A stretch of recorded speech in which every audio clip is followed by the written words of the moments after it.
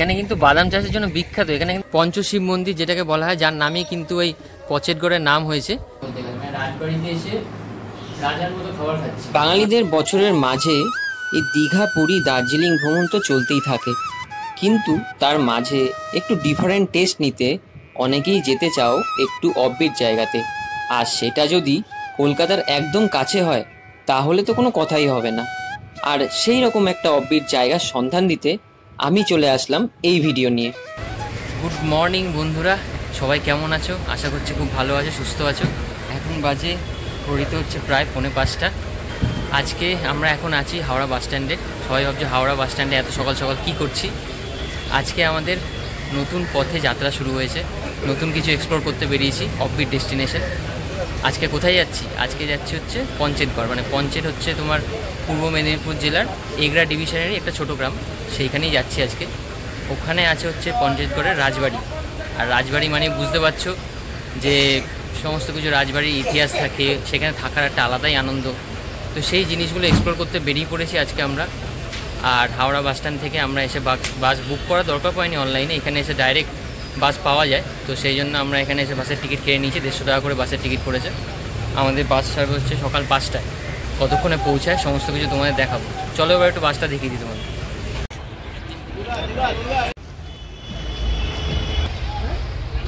এই ভেতরটা দেখতে পাচ্ছ, এরকম হচ্ছে বাসের সিটিং কিছুটা। ভালোই আছে যতদূর দেখে মনে হচ্ছে, নন এসি বাস। সকাল 5:10 আমাদের বাস ছাড়লো। চলো কিছুটা শর্ট তোমাদের দেখাবো, তারপর একদম গিয়ে তোমাদের সাথে কথা হচ্ছে। একদম টানা ঘুম দেবো একদম।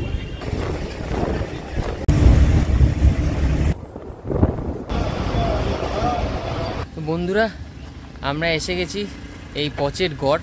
এই দেখতে পাচ্ছ আমার পেছনে লেখা আছে পচেটগড়।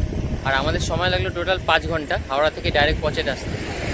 হাওড়া থেকে এগরার বাস ধরে ডাইরেক্ট পৌঁছে গেলাম পচেটগড় বাস স্টপ।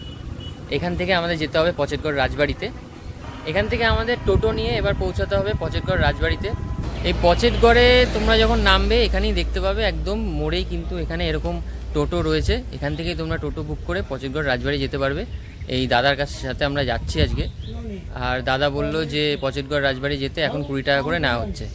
সেই টোটো করে আমরা যে পুরো ডিস্টেন্সটা অতিক্রম করব সেটা হচ্ছে 3 কিলোমিটার। মানে এই পচেটগড় মোড় থেকে পচেটগড় রাজবাড়ি যাওয়ার জন্য আমাদের সময় লাগবে হচ্ছে 3 কিলোমিটার। মানে সময় লাগবে বলছি, মানে ডিস্টেন্স কভার করবো 3 কিলোমিটার এবং সময় লাগবে মাত্র 15 মিনিট। হাওড়া বাস স্ট্যান্ডের যেখানে যে দীঘাগামী যে বাসগুলো আছে ওইখানে গিয়ে কিন্তু তোমরা ডাইরেক্ট বুকিং করে ওখান থেকে আসতে পারবে, কোনো অনলাইন বুকিং করার দরকার নেই। হাওড়া বা এগরা বা হাওড়া শোলপাট্টা এই বাসগুলো কিন্তু এই পচেটগড়ে আসে। রাস্তা কিন্তু সত্যিই খুব খারাপ, মানে যাচ্ছে যে গাড়িটা চলছে, এই দেখো বিশাল খারাপ রাস্তা। আর একটা রুট তোমাদের বলে দিই, তোমরা যদি হাওড়া থেকে এগরার বাস ধরে আসো তোমরা কিন্তু এগরাও নামতে পারো। এগরা নামলে কি হবে, এগরা থেকে পচেটগড় রাজবাড়ি ডিস্টেন্স একটু বেশি, 10 কিলোমিটার। তো ওই জন্য ওখান থেকে রিজার্ভে আসতে হয়, ওখান থেকে তোমরা শেয়ারে আসতে পারবে না। আর রিজার্ভে আসলে ওখান থেকে 200 টাকা লাগে, এটা আমাকেই দাদা বলবে। আর আরেকটা রুট আমি জানি, সেটা তোমাদের বলে দিচ্ছি।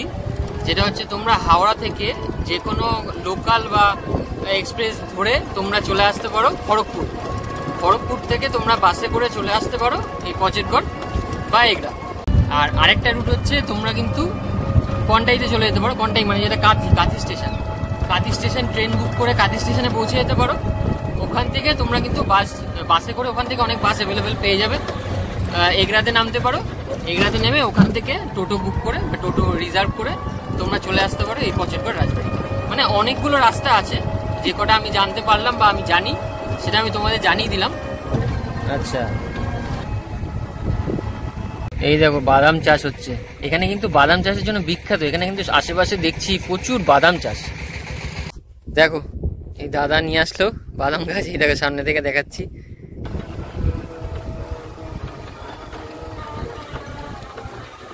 এই দাদার সাথে আজকে আমরা আসলাম টোটো করে। তো দাদা একটু তোমার নাম আর ফোন নাম্বারটা বলে দাও। আমার নাম ননীগোপাল বেগ। আচ্ছা, তোমার ফোন নাম্বারটা? 9800013244। রাজবাড়ি ঢোকার সাথে সাথেই দেখো এই সামনে শিব মন্দির, যেটা কিন্তু পঞ্চশিব মন্দির যেটাকে বলা হয়, যার নামেই কিন্তু এই পচেটগড়ের নাম হয়েছে। তো তো সেই শিব মন্দিরে আমরা প্রথম ঢুকতে চলেছি। তো চলো তোমাদের সমস্ত কিছু দেখাই। আমরা এখন প্রবেশ করছি এই শিব মন্দিরে।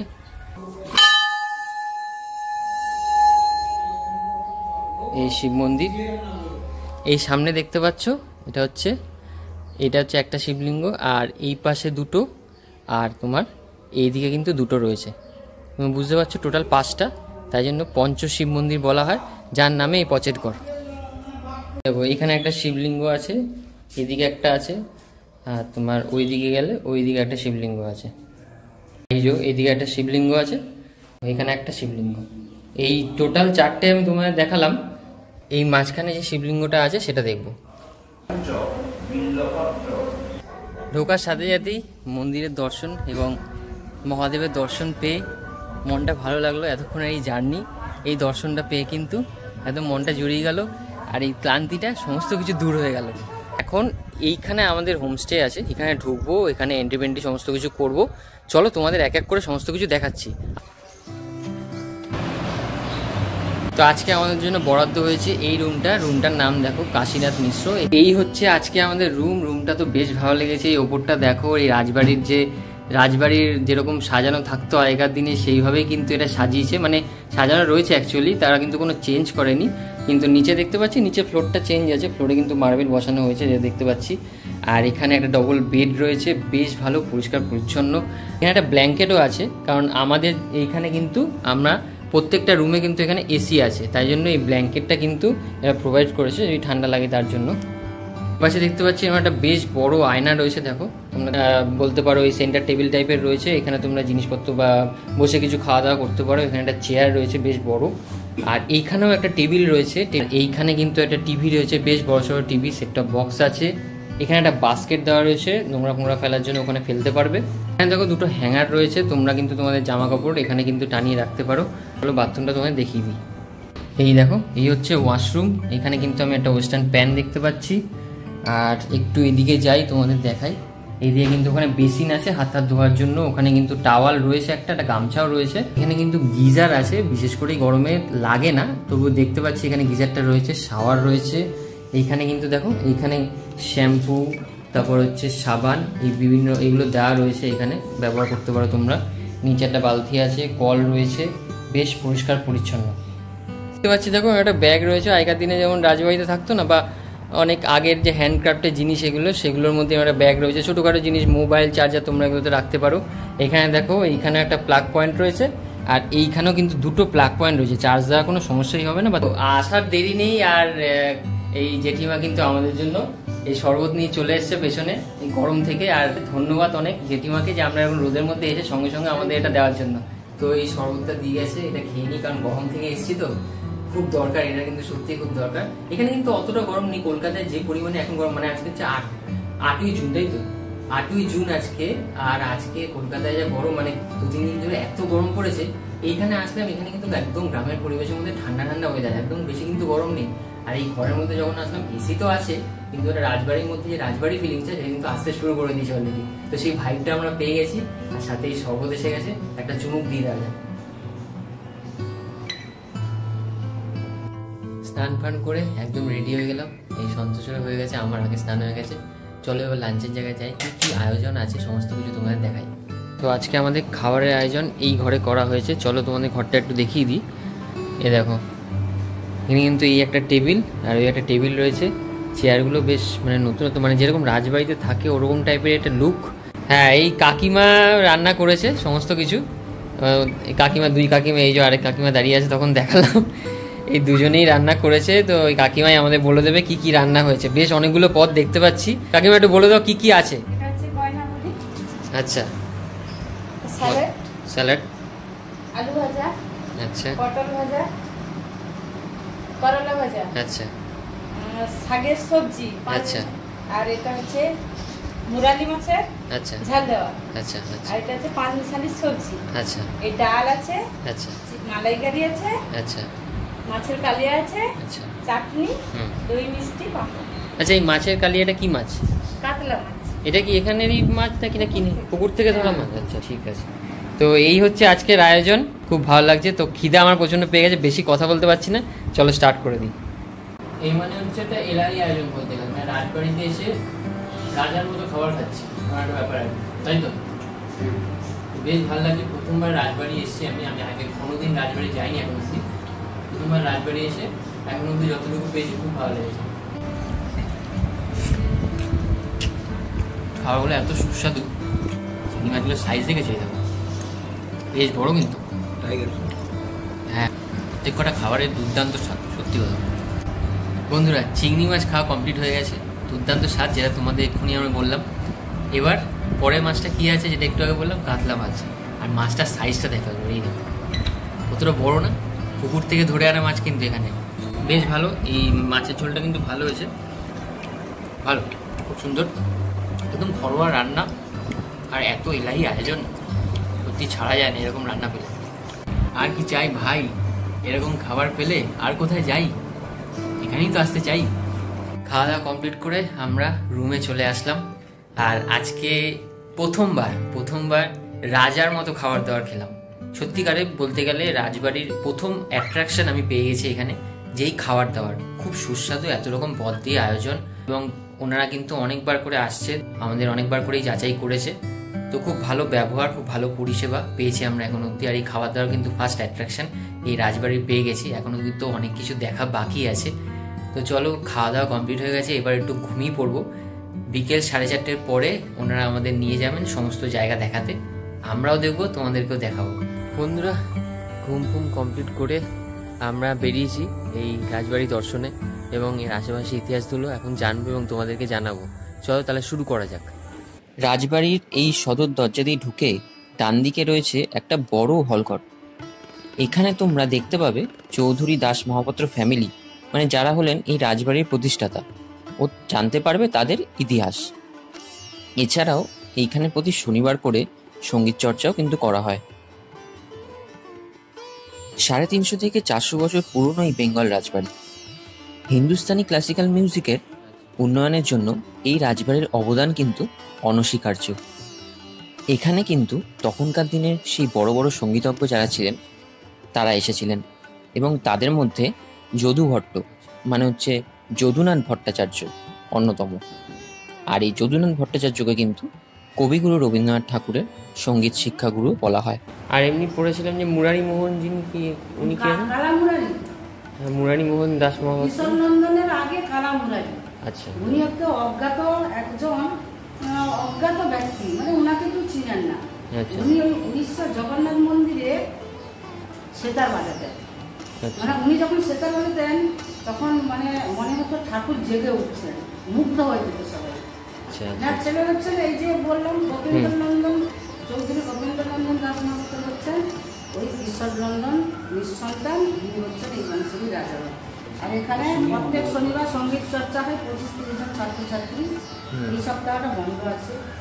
এই চৌধুরী দাস মহাপাত্র ফ্যামিলি ছিলেন শিব উপাসক, ও পরে শ্রী চৈতন্যদেবের সময় থেকে কিন্তু তারা বৈষ্ণব ধর্মের উপাসক হন, মানে শ্রীকৃষ্ণ ও রাধার উপাসক হলেন, এবং আস্তে আস্তে কিন্তু তারা বিভিন্ন হিন্দু ভগবানেরও উপাসক হলেন। একটু ভেতরে ঢুকে তোমরা দেখতে পাবে কিন্তু উড়িষ্যার পুরীর আদলে তৈরি এই কৃষ্ণ মন্দিরটি, ও তার ঠিক পাশে রয়েছে ঝুলন মন্দির, যেটার ওপরের দিকটা কিন্তু একদম উল্টো নৌকার মতো। জায়গাটা কিন্তু বেশ দারুণ। এই মন্দিরে রয়েছে এই রাজবাড়ির ইষ্ট দেবতা কিশোরায় জিউ, রাধামোহন জিউ, ও সাথে আছে গোপালের মূর্তি ও শালগ্রাম শিলা। রাধাকৃষ্ণের মন্দির।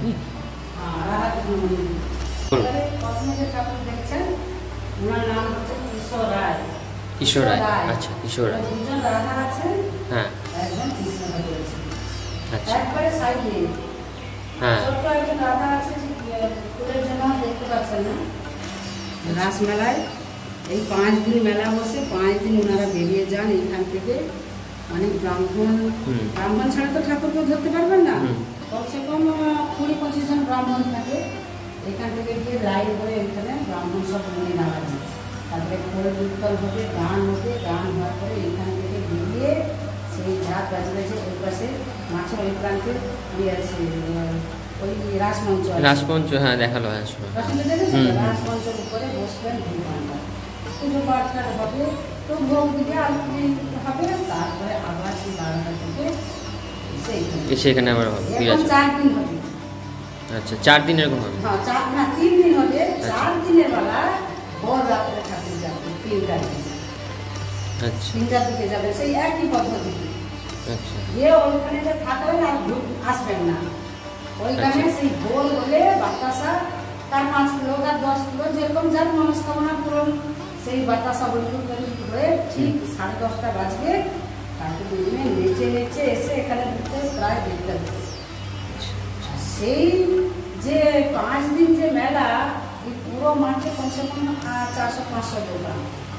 আচ্ছা ওই রাসের মেলা এখানে তার ঠাকুর যা রাস্তা রেখে দিতে হবে, তারপরে মেলা বসে। এখানে যে গান্ধী অনুষ্ঠান হয়, কীর্তন, সাংস্কৃতিক অনুষ্ঠান, ঠাকুরের কেষ্টযাত্রা এইসব। আচ্ছা আগের যুগে তখন নাচ গান এই জায়গাটা হতো? এরকম রাজবাড়িতে আসলে কিন্তু প্রত্যেকটা জায়গায় কিছু না কিছু ইতিহাস লুকিয়ে আছে। তোমরা রাজবাড়িতে গেলে কিন্তু এই ইতিহাসগুলো জানতে পারবে, বেশ ভালো লাগে। হলাম আমলের সময় গরু এসে এখানে দাঁড়াতো আর ফোটা একটু পড়তো।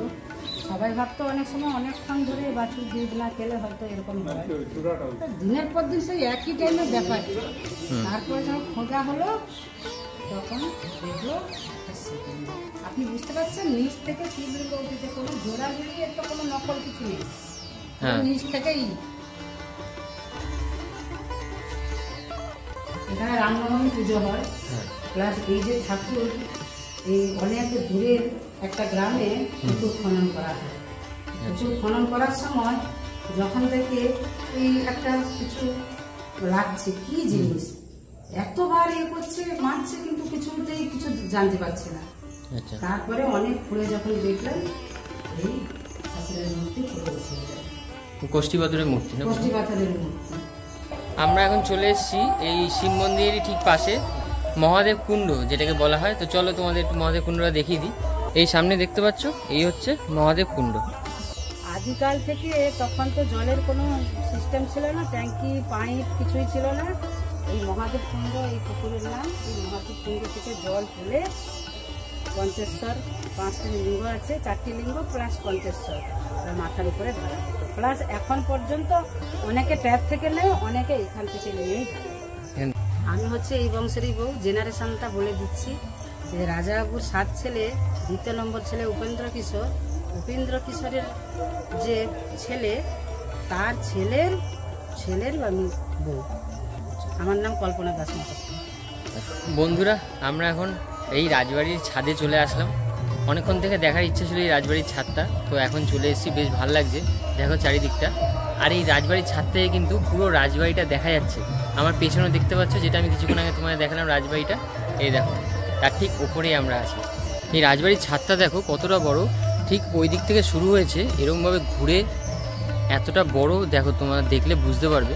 হ্যাঁ, এইখানে আসলে তোমরা কি কি দেখতে পারবে, যেটা হচ্ছে প্রথম হচ্ছে এই রাজবাড়ি, যেটা কিন্তু হেরিটেজ রাজবাড়ি, বহু পুরনো যুগের এই রাজবাড়ি, যেটা কিন্তু এখনও কত সুন্দরভাবে সাজানো গোছানো আছে, যেটা তোমরা দেখতে পেলে। এত ভালোভাবে সাজিয়ে গুছিয়ে মেনটেন করে রেখেছে, আমি দেখে কিন্তু মুগ্ধ হয়েছি। তো সেই জন্য এখানে কিন্তু মন্দির সংলগ্ন একটা জায়গা, এই পচের গড়। আর এই হচ্ছে গড় হাভেলি, যেটা পুরনো আমলে তখনকার দিনে গড় হাভেলি হিসাবেই পরিচিত ছিল, এখন কিন্তু পচেরগড় রাজবাড়ি হিসেবে পরিচিত হয়েছে। আমাদের ছাদ এখনের মতো ঘোরা কমপ্লিট।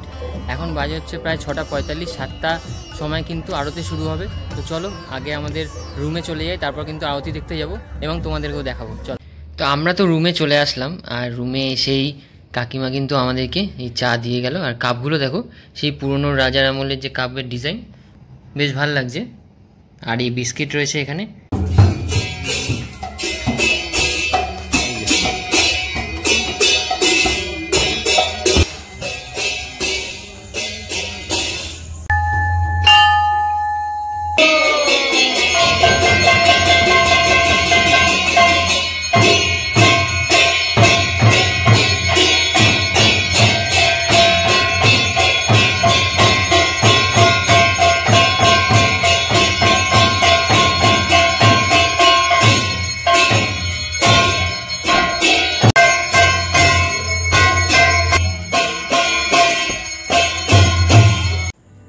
দেখলে তো কত সুন্দর আরতিটা দেখলে মন্দিরে হলো। আর আরতি দেখতে অনেকদিন পরে কিন্তু এরকম একটা আরতি দেখলাম, এই জন্য কিন্তু আমরা একদম আগে পৌঁছে গেছিলাম। আর মোটামুটি প্রত্যেকদিন 7টা নাগাদ আরতিটা হয়, সন্ধ্যে 7টা নাগাদ। আজকে কিন্তু 7:30 হয়েছে, কোনো কোনো দিন টাইমের একটু চেঞ্জ হয়। একটা জিনিস বলে রাখি তোমাদের, এখানে কিন্তু ভোগের ব্যবস্থা আছে। সন্ধ্যে 8:30 নাগাদ এখানে কিন্তু ভোগ দেওয়া হবে ঠাকুরকে। আর সকালবেলা 11টা থেকে 11:30টার মধ্যে কিন্তু ভোগ দেওয়া হয়, মানে এটা প্রত্যেক দিনের কিন্তু এই ভোগের ব্যবস্থাটা করা আছে। আর ফিরে সঙ্গে সঙ্গে এসে দেখি আমাদের জন্য কাকিমা রেডি করে দিয়েছে, এই হচ্ছে আমাদের সন্ধ্যে স্ন্যাক্স। আজকে সন্ধ্যে স্ন্যাক্স দেখো আমাদের যেটা বললাম এসে গেছে। এই হচ্ছে তোমার বেগুনি দিয়েছে, চিকেন পকোড়া, এখানে সস দিয়েছে দুজনের জন্য, এটা কিন্তু প্যাকেজে ইনক্লুড রয়েছে। বন্ধুরা এখন বাজে রাত 9:30 মতো, আমাদের ডিনার কিন্তু রেডি হয়ে গেছে। আমি নিয়েছি রুটি আর সন্তোষ নিয়েছে ভাত। এটা কিন্তু আগে তোমরা বলে দেবে তোমরা ভাত খাবে না রুটি খাবে, সেইভাবে কিন্তু অ্যারেঞ্জমেন্ট করে দেবে। সাথে রয়েছে দেখো ঢেঁড়স আর একটা সবজি দিয়ে ভাজা করা, একটা পেঁয়াজ রয়েছে, লঙ্কা রয়েছে। আর রাতে কিন্তু আমাদের খাবারে চিকেন আছে, বেশ ভালো সেদ্ধ হয়েছে এবং খুব সুস্বাদু মাংসটা। একটা জিনিস বলার ছিল তোমাদের, তোমরা যদি এখানে এসে এই প্যাকেজে যেগুলো ইনক্লুড আছে সেগুলো বাইরে কিছু খেতে চাও, সেক্ষেত্রে তোমরা কথা বলে নেবে কত কি লাগবে না লাগবে, সমস্ত কথা বলে নিলে এরা কিন্তু অ্যারেঞ্জমেন্ট করে দেবে, কোনো সমস্যা নেই। যদি ধরো রাতে তোমরা চিকেন না খেতে চাও, মাটন খেতে চাও, সেক্ষেত্রেও কিন্তু অ্যারেঞ্জমেন্ট হয়ে যাবে। এবং সাথে যদি তোমরা বারবিকিউ করতে চাও, সমস্ত কিছু ব্যবস্থা কিন্তু এখানে রয়েছে। তো আমাদের রাতের খাওয়া তো কমপ্লিট হয়ে গেল। দেখলে কি কি দিয়েছিল ইনফরমেশন তোমাদের দিয়ে রাখি। এখানে কিন্তু ওয়াইফাই ব্যবস্থা রয়েছে, দেখো আমার এই পেছনেই দেখতে পারো, ওই পেছনের উপরে কিন্তু ওয়াইফাই রয়েছে। তো চলো আজকে রাতের জন্য তাড়াতাড়ি শুয়ে পড়ি, কালকে তোমাদের সাথে দেখা হচ্ছে একদম সকালবেলা। গুড মর্নিং বন্ধুরা, গুড মর্নিং সবাইকে একটা নতুন দিনের সকালে। আমরা আজকেই বেরিয়ে যাবো এখান থেকে, আজকে আমাদের এই প্যাকেজটা শেষ হয়ে যাচ্ছে, আজকে জার্নিটা শেষ হয়ে যাবে। কিন্তু চলো তার আগে একটু ছাদে যাই, এই জায়গাটা দেখাই তোমাদের। এই হচ্ছে ছাদে যাওয়ার রাস্তা।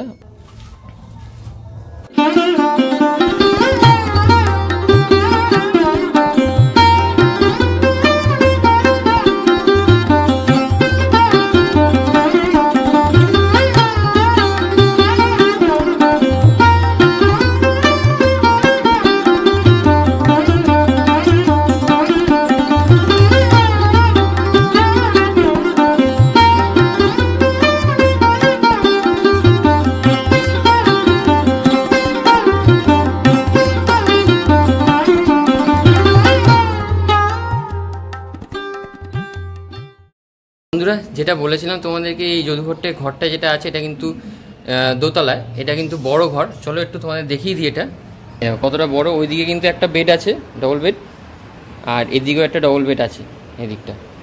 মোটামুটি এখানে 4 জন থেকে 5 জন এইখানে কিন্তু আরামসে থেকে যেতে পারবে।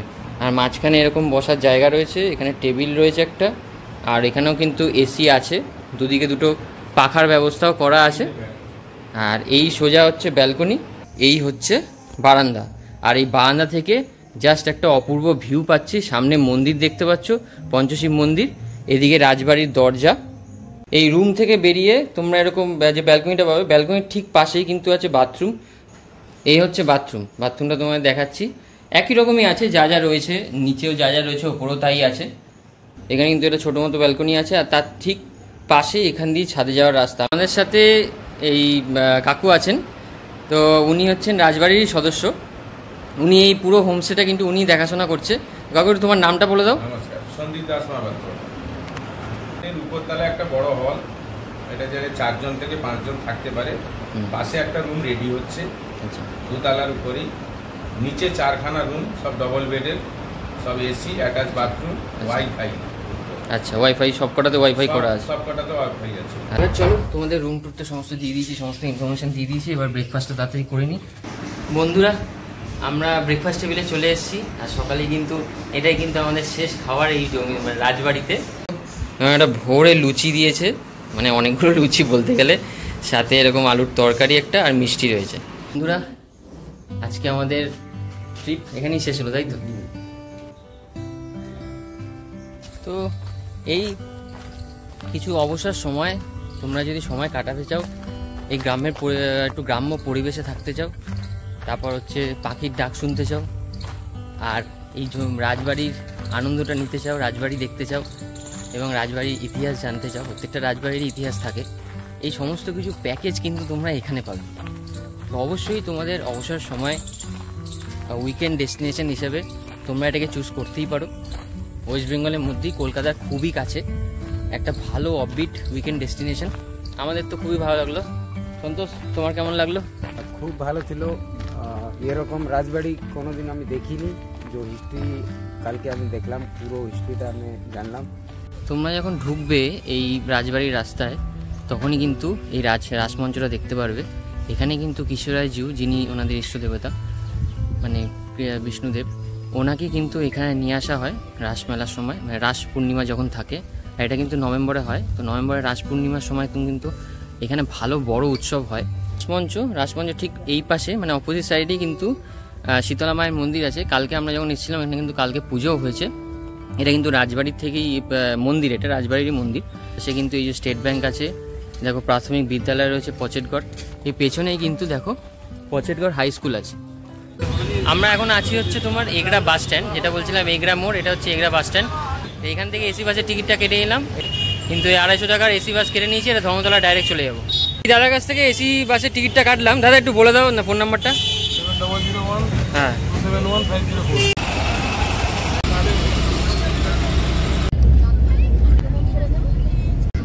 বন্ধুরা, তাহলে আমরা স্প্ল্যানেডে পৌঁছে গেলাম। তাহলে তোমাদের প্যাকেজটা জানিয়ে দিই। আমরা যে ঘরটায় থেকেছিলাম সেই ঘরটায় কিন্তু থাকা খাওয়া নিয়ে 1900 টাকা, আর যেটা তোমাদের বড় ঘরটা দেখালাম ওটা কিন্তু 2200 টাকা, মানে ওটা যেহেতু অ্যারেঞ্জমেন্টটা বেশি থাকে। তো এত কম খরচার মধ্যে একটা রাজবাড়ি কিন্তু অন্য জায়গায় আমরা পাইনি। তাহলে এত কি ভাবছো, এত ভেবো না, বেরিয়ে পড়ো। এত কম খরচায় তোমার যে প্যাকেজটা বললাম, আবার একটা এরকম কোনো নতুন ভিডিও নিয়ে আবার চলে আসবো এই চ্যানেলে। ততক্ষণের জন্য তোমরা দেখো, ভিডিওটা ভালো লাগলে লাইক করো, কমেন্ট করো, সাবস্ক্রাইব করে নিও চ্যানেলটাকে, শেয়ার করো ভিডিওটাকে সবার সাথে, যাতে অনেকে দেখতে পারে এবং তারাও আসতে পারে। চলো তাহলে আজকের দিনের জন্য এখানেই শেষ করি। সবাই ভালো থেকো, সুস্থ থেকো, টাটা।